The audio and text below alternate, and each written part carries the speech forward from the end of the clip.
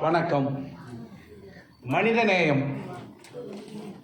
நண்பர்களே, யாராவது சாயும் போது தாங்கி பிடிக்கலாம். மன்னர் போல் வாழ்பவன் மற்றவர்களுக்கு அள்ளி அள்ளி கொடுக்கலாம். உறவுகளை வாழ வைப்பதற்காக ஓயாமல் உழைத்துக் கொண்டே இருக்கலாம். இவையெல்லாம் மனித நேயத்தின் பட்டியலில் வருமா?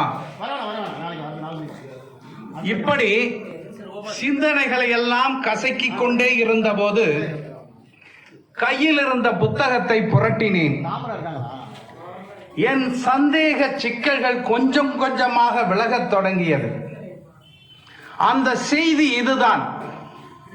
அவர் பெயர் மெனு ராணி செல்லம். 80 வயதை கடந்த சமையல் கலை நிபுணர், இசையில் பட்டம் வென்றவர், அதை ஆனந்த விகடனில் தொடராக எழுதியவர்கள். நண்பர்களே, ஒரு கட்டடம் அழகாக இருப்பதற்காக அதை இடித்து வெட்டி ஒட்டி கட்டுவதுண்டு, பார்த்திருக்கிறோம். ஆனால் ஒரு அழகான முகத்தை அறுத்து வெட்டி எடுத்து தைத்தால் எப்படி இருக்கும்? அப்படித்தான் ஆனது அவர் முகம். 2 முறை வந்த புற்றுநோயை விரட்டும் போது அப்படித்தான் ஆனது அவர் முகம். அந்த இழப்புகளை எல்லாம் அவர் ஏற்றுக்கொண்டார். அதற்கு பின் வந்த இழப்புகளையும் ஏற்றுக்கொண்டார். வீடு விற்கப்பட்டது, தம்பியை இழந்தார், கணவனை இழந்தார்.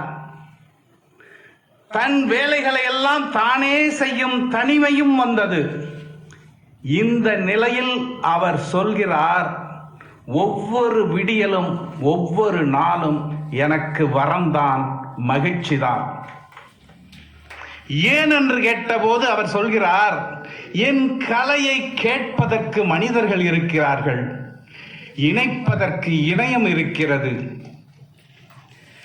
என் செயல்களுக்காக மூச்சுக்குள் வந்து போகும் காற்று என் உயிருக்கு சேவை செய்கிறது. நான் இன்றைய பொழுதுக்காகவும் நாளைய பொழுதுக்காகவும் நன்றி சொல்வேன். ஏனென்றால் நாளை நான் இல்லாவிட்டாலும் என் கலை, என் பதிவு, என் சேவையை தொடரும்.